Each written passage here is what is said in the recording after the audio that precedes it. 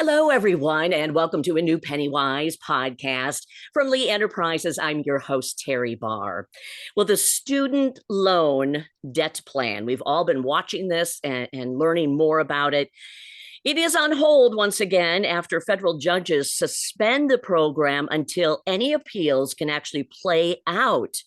What does this mean for you if you were hoping to get in on the student loan debt plan? Well, we are lucky to have joining us today Cecilia Clark. Cecilia is a student loans expert with NerdWallet. And Cecilia, wow, thanks so much for joining us today. Yeah, thank you so much for having me. Yeah, absolutely. Okay, so the original plan from President Biden included up to $20,000 in federal loan forgiveness. How would this work if we actually get back to this at some point? How could this actually work? Yeah, so if this comes to fruition, those who have received a Pell Grant at any time during their college experience will be eligible for 20 grand in federal student loan forgiveness. Those who did not get a Pell Grant will be eligible for $10,000 in student loan forgiveness. And this is all dependent on that borrower meeting the income thresholds, which is $125,000 a year for a filer or a borrower who files independently, and $250,000 a year for a borrower who files jointly. I want to ask too, since we're on the idea of the borrowers, is there old debt? Say somebody took out their student loan 20 years ago. Can they still apply when applications reopen?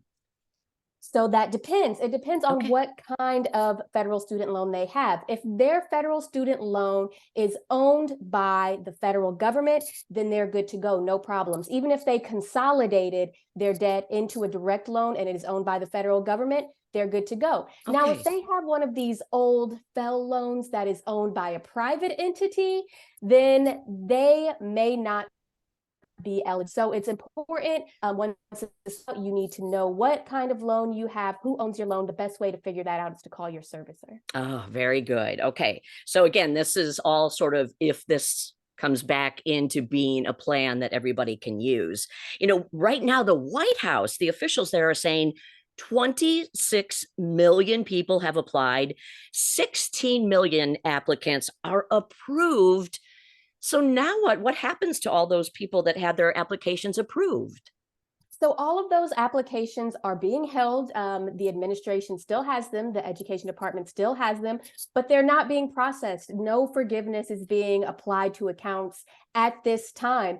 And according to the latest ruling, as of last week, Friday, that is not going to happen in the foreseeable future. So a judge recently deemed this program unlawful, and that's on top of the stay that we were already experiencing.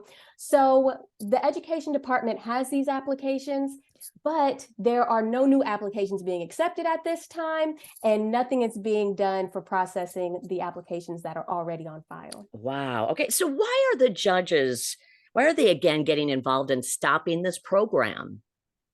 So there were several lawsuits put forth against this program since it rolled out. So several entities had issues with it, different issues, and decided that they were going to, see their arguments out in court. To this day, two of them have had some measure of success. That first one that you discussed basically put a stay on it. So, hey, you cannot process these applications. When that came out, the Education Department was still accepting applications. Right. The message was, hey, don't even worry about it. We're still accepting applications, but we're just not going to be processing and, giving any forgiveness at this time, but keep them coming in. With this latest lawsuit where the judge basically said that the program was unlawful, the Department of Education has shut off applications. So at this time, you can't even apply. Now the administration has appealed, but we should not expect a resolution on this in the near or immediate future. This could be months down the line. Yeah, these kinds of things now tend to move kind of slow. Are you also saying that no one has received any money from this program at this point?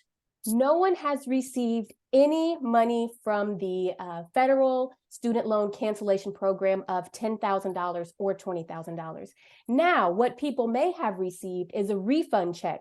If you requested a refund for any payments that you made on your student loan during the pandemic, you might have gotten that back.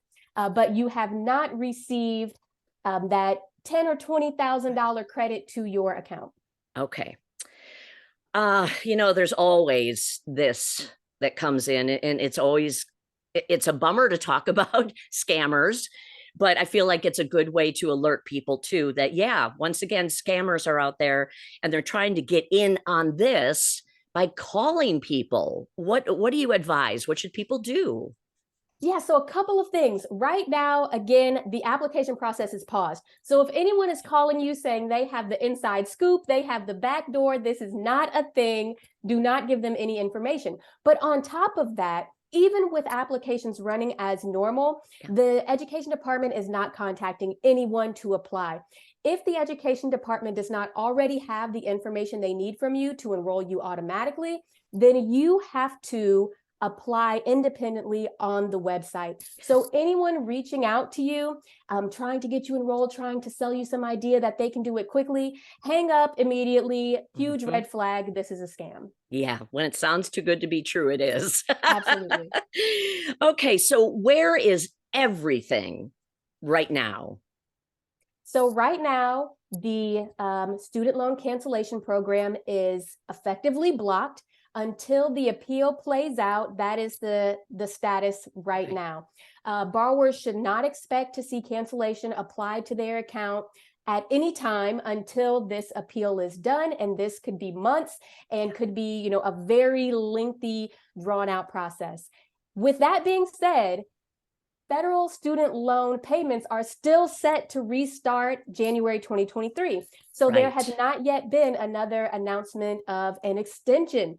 So no federal student loan cancellation. However, federal student loan bills still on schedule as of now to come out starting January 2023. And that is right around the corner. So what would you say is the bottom line? What do we really need to be thinking about right now? So the bottom line is that borrowers need to worry about the things they can control. You can't control what is happening with these lawsuits. You can't control when or if they're going to apply this cancellation to your account. What you can control is making sure that you are ready for payments to restart in January, assuming that stays on schedule. You also can't control if another extension happens. So just make sure that you have planned those bills back into your budget. If you know you're going to struggle, contact your servicer immediately and talk to them about options that you have, be it income-driven repayment or otherwise. I think that's the biggest thing we've learned in doing these various episodes of the podcast.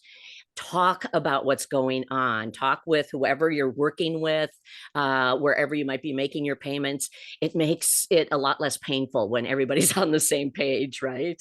Yeah, that's right. And it'll give you some peace of mind too. So if you're looking at this and you were banking on that $10,000 or $20,000, and now you're looking at a bill that you haven't seen in almost 3 years coming back, and you're getting anxiety and you don't know how you're going to fit it back in your schedule, call your servicer, get yourself some peace of mind, knowing that you have a plan and that you'll be good to go at the start of the year.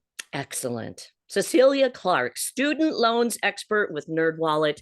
Thank you for all the information and obviously some pretty good tips for us too to take with us moving forward. Thank you so much. Thank you. I really appreciate it. Yeah. I'm Teri Barr, your host for the Lee Enterprises PennyWise podcast, a new episode every Thursday. We thank you for being here today.